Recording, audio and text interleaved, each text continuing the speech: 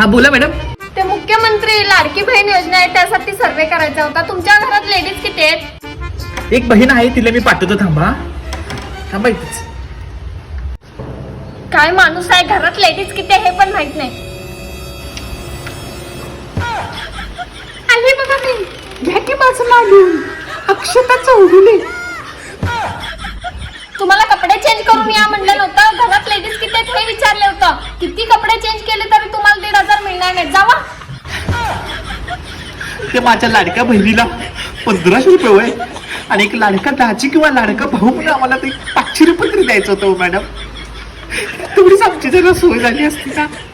बघा की मॅडम, काहीतरी 500 रुपयाचं होते का चुकत. काय नालायक माणूस आहे, 1500 रुपयासाठी कपडे चेंज करून आले. जायच ना.